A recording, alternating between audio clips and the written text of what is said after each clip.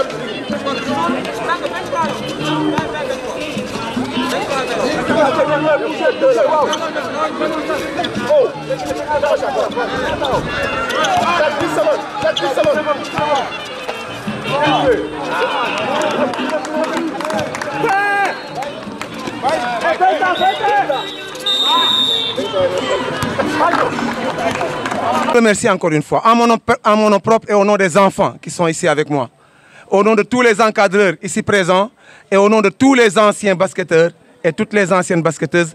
Il y en a une parmi nous, Madame Ndiaye, qui était l'une de nos grandes filles, qui a fait les beaux jours de l'équipe féminine. Elle est là aujourd'hui parmi nous. Dieu a fait qu'elle soit là. Khadifal, merci pour ta présence. Donc, je vous remercie encore une fois, coach Robert, de le remercier le travail colossal que tu es en train de faire au niveau de Joal Fadiouth. Tout à l'heure, j'avais dit que dès que je vous vois, coach Robert, je suis satisfait. Parce que quand tu venais ici à Joal Fadiouth, tu m'as trouvé étant coach en même temps joueur. Donc il y avait des choses que je ne savais pas faire, mais depuis que ton arrivée, tu me l'as appris. Encore une fois, merci. Docteur Alphonse, yalla yalla baye fi at yu bari parce que yow itam mun naa wax ne depuis mu nekkee Mama Nguédji tu es toujours avec nous étant président mu neex mu nakari yaa ngi supporter lépp mais li nga fi liggéey itam yàlla na la ko yàlla fay ak Robert Faye parce que Robert hein, il faut le dire dañoo wax ne donner à César ce qui lui appartient parce que mënoo wax basket au niveau de Joal Fadiouth te waxoo Robert Faye depuis bu mu nekkee Joal Fadiouth man nag sama contact bi mooy lan man j'ai le basket dans le sang comme ni ma ko waxee peut-être j'ai pas pu faire une grande carrière peut-être en première division ou bien quelque part mais am na fu ma jaar wax naa ko sànq c'est pas pour rien ma indi lii ma sol tey c'est mon contingent classe 86-3 nous étions au moins 1000 personnes j'étais le meilleur basketteur parmi ces 1000 donc c'est pas donné à n'importe qui encore une fois donc su ma ko sañoon tey boo gisee ma toog fii di wax ak ñun association bi c'est pour que la jeunesse de Joal Fadiouth nga zobil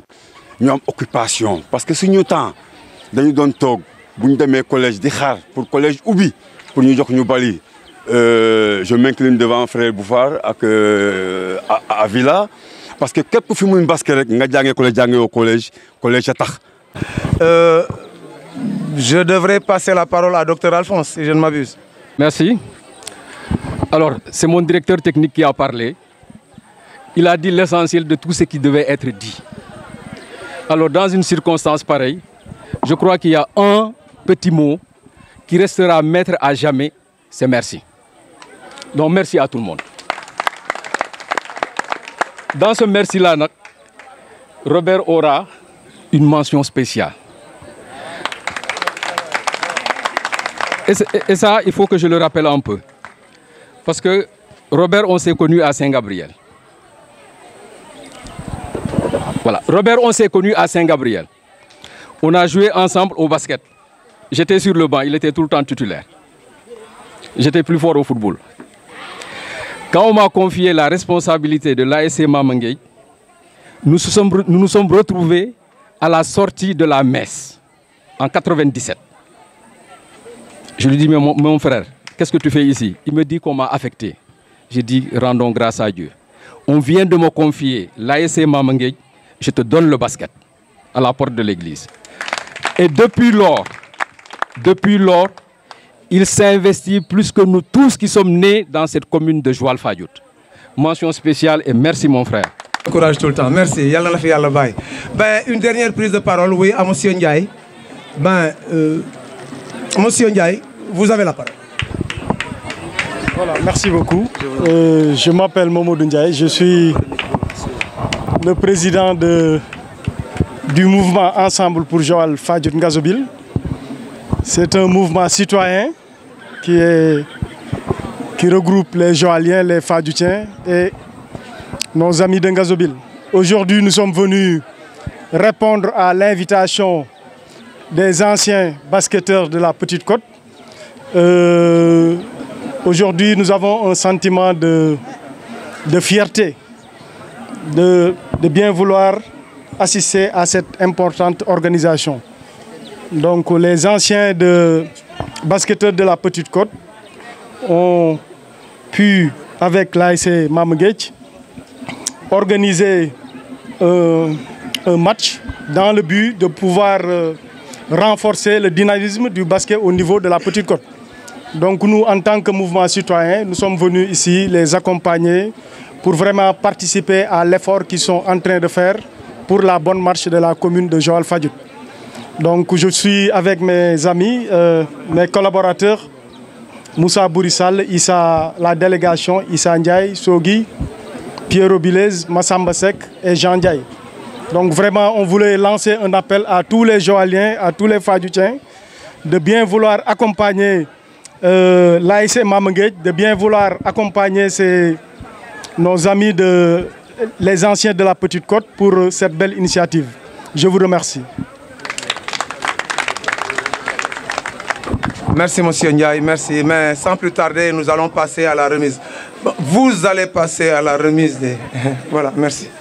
Donc, Badara, il faut que tu parles maintenant. Maillot. Ça, ces lots de maillots là, on va les remettre, nous allons les remettre au Mamengej. Le deuxième lot, qui est composé, je crois, de 3 jeux de maillots. Ça, je crois que c'est aussi 3 jeux de maillots. Hein?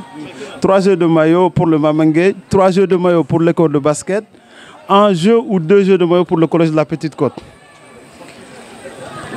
Et dans ces jeux de maillots, nous avons aussi des ballons, hein, des ballons de basket, petite catégorie, surtout. Hein.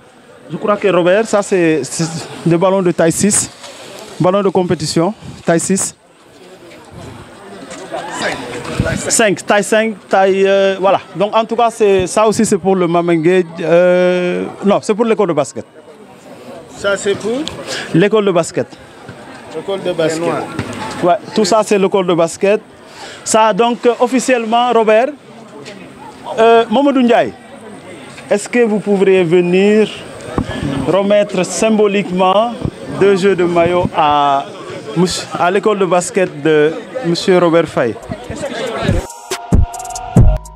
Nous sommes avec M. Aline Badaradien, membre actif de l'association des anciens basketteurs de la Petite Côte. Voilà, M. Dien, on a senti une baisse vraiment du basket joalien, parce qu'à Joal Fadjoutien du moins, parce qu'à un moment donné, on a eu de très grands basketteurs. Mais c'est dû à quoi cette baisse-là de performance de nos basketteurs? Merci, Monsieur Sek. Je voudrais dire que c'est dû véritablement à un manque d'engagement. Un manque d'engagement, tout d'abord, de nos autorités qui sont censées soutenir ce club. Parce que quelqu'un le disait tantôt, ce club appartient à la commune. C'est un club qui a été mis en place par les autorités municipales. Donc il est de leur responsabilité de les soutenir. Donc vous pouvez le remarquer vous-même. Vous savez que le terrain là mérite d'être rénové. Ça mérite de nous rénover. Et ça fait partie aussi de nos actions, des actions qu'on prévoit de faire à l'avenir. Mais en tout état de cause, ce qui est important à savoir, c'est que c'est un club qui manque de tout. C'est un club qui manque de tout et qui fait que même le dirigeant, même les entraîneurs, c'est-à-dire le staff technique, manque de motivation. C'est ce qui fait que, voilà, donc nous sommes dans une situation qui est, je pourrais même qualifier de catastrophique. Oh oui, c'est une situation qui est très dure. J'espère que les autorités de la commune ont entendu et que même les bonnes volontés pourront, à la suite de ce grand événement que vous avez eu à organiser et durant lequel vous avez distribué tout un lot de maillots aux équipes de la commune. J'espère que votre appel ne tombera pas dans l'oreille d'un sourd. Merci et je profite même de l'occasion pour lancer un appel à l'association Ensemble pour Joal Fadjout Ngazobil, parce que nous aussi, je crois que ça, ce n'est pas notre première action pour le Mamengej. Il y en aura d'autres. Et pour cela, nous attendons votre accompagnement, votre soutien. Merci. Merci. Là, je donne la parole au président, M. Mamadou Ndiaye, président de Ensemble pour Joal Fadjout Ngazobil, pour un mot. Bon, merci beaucoup. Le message est bien entendu.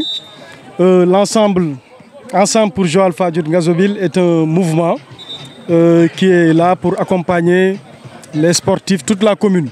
Nous avons pris note des dispositions et nous allons dans nos programmes, les programmes que nous allons consulter, essayer de consulter, d'associer, parce que le processus que nous avons de développement est un processus de développement inclusif. Donc c'est la raison pour laquelle nous sommes venus ici et nous allons encore recontacter nos amis du basket pour essayer ensemble de voir quelles dispositions nous pouvons prendre pour inclure ce process dans nos programmes. Je vous remercie. Merci M. Ndiaye, merci M. Dian. Allez les gars.